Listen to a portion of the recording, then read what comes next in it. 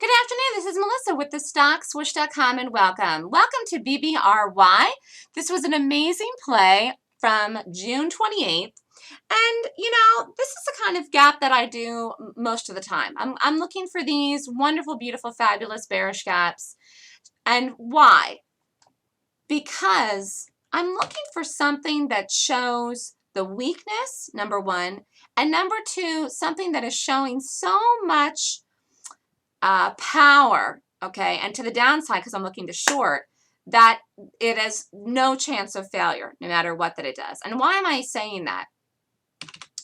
Because you see how the people were trying to pick the bottom in this stock. I mean, it's really pretty evident. They were trying to pick the bottom here for a little while. And now what do? The stock gap's down. Are they going to hold the position?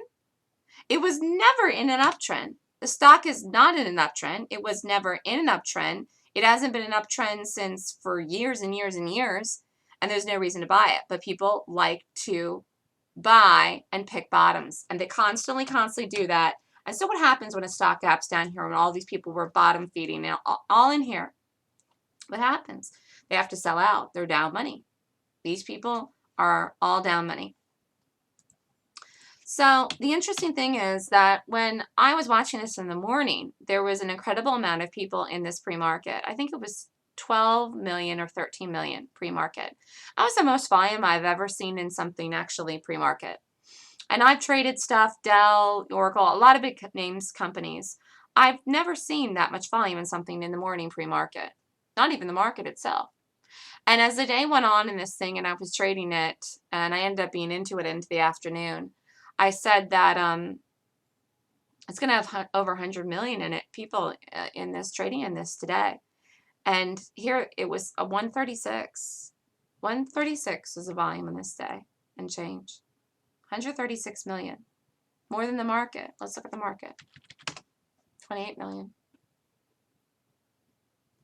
So it was 5 times as much volume in BBRY on Friday as the market. Pretty incredible, isn't it? So what do you think is going to happen with this? You think 136 million people, if they wanted to buy it, the stock would be green? No, nobody wanted to buy it. Nobody wanted to buy it. All that volume in it, and not only that, there was barely a boop in the morning for this stock to set up. I mean, it barely had a breath of fresh air. It had a teeny weeny little tiny rally and a beautiful entry actually, and it held. Never went over $11. All those people that were in this on the first bar of the day, on the first 1 minute bar of the day even, and more volume came in the 1 minute, and this is a 5 minute bar actually. This 5 minute bar here has a huge volume. Wasn't going to get over $11. So had a nice trade in it, ran down in here, was about a 4-hour risk to reward. Then it tried to go down right away. Now, is this a problem that it doesn't go down right away? No, not necessarily. But if you took a second setup in here, you got stopped out if your stop was over here. That's part of what this green was. It was a little lift off from this, from people getting stopped out shorting it here. But look, when it came back up to the high of the day, it didn't go over it. I mean, it did not go over the high of the day the entire day. So I did a trade in the morning and didn't get all out of the trade in the morning. Did an add in here, had the stop in this area, got stopped out of the second trade, waited, took it again, and then did an add on the 15-minute chart and had a beautiful, beautiful move down here into the afternoon in this stock. So I actually ended up getting almost $1 out of this today, even though the full in one shot, one move was not a buck. The way that I traded it, the first trade in the morning, and then the third trade I did in the afternoon ended up being almost $1 worth of profit in this, which was all one could expect considering the fact that it was a huge gap down and just wasn't going to go anywhere farther than it was on Friday. You know, this is lower. The target is $9. This is on my watch list for Monday. This is the top watch for Monday actually for a continuation gap. It just ran out of day here. It's the only thing that happened. It just ran out of time. And it did hit down in a number. Okay, it did hit down in a number. The low of the day was 1025. That was a number. I was looking for it to break 1020.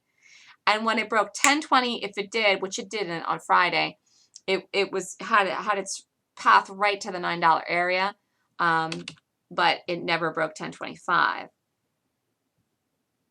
So here's the target. So I'll be looking to do this on Monday, and then the target will be $9. It does have to break 1020 though. It has to break 1020, and then after it breaks 1020, then it should see 9. I don't even think $10 is a problem at all. In fact, it's not. However, on Friday, it just was exhausted. I mean, it was just absolutely exhausted. And I'm even almost amazed at the amount of volume pressure, selling pressure and volume in this, that it had this type of action.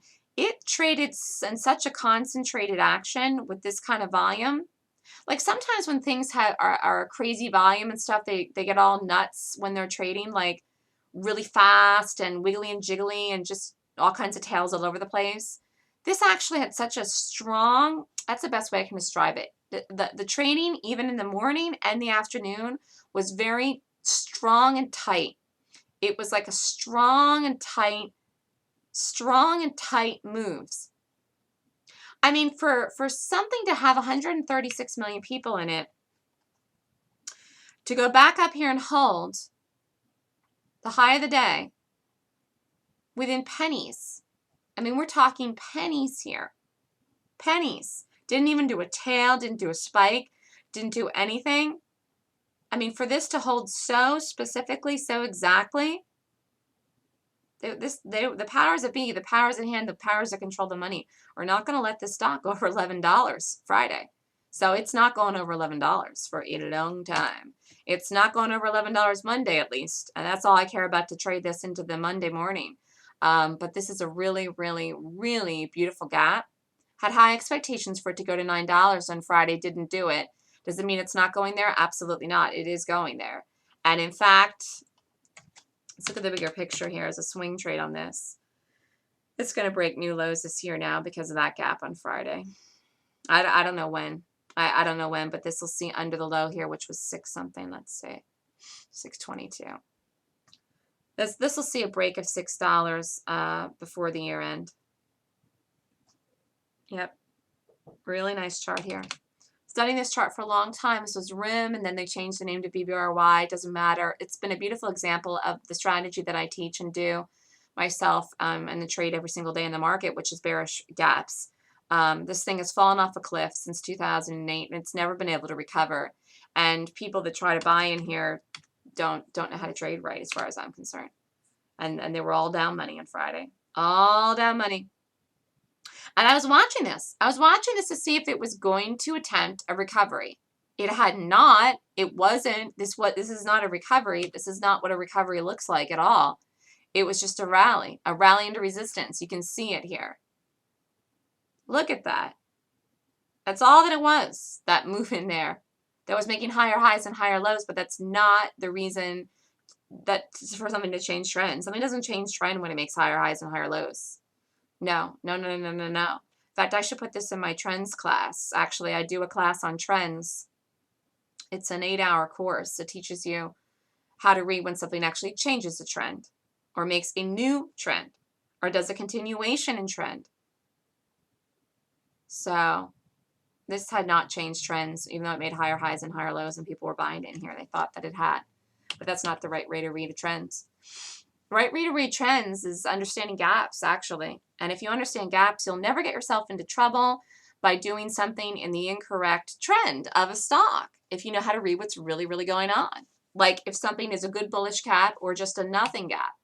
Like the stock had this gap up here, and there were a bunch of other bullish gaps here, but this is a nothing gap. This really isn't anything of any consequence. Yes, it's a bullish gap, but there's a couple in here actually, but there's nothing to do with them. They're not buys. You know, just because something gaps up or something gaps down doesn't mean it's a buy or a short. So this is Melissa with thestockswoosh.com. This is BBRY. This is the play of the day on Friday, June 28th. Really nice gap, and be looking at this for continuation on Monday. Have a great day, everyone. If you'd like more information, email me at melissa@thestockswoosh.com.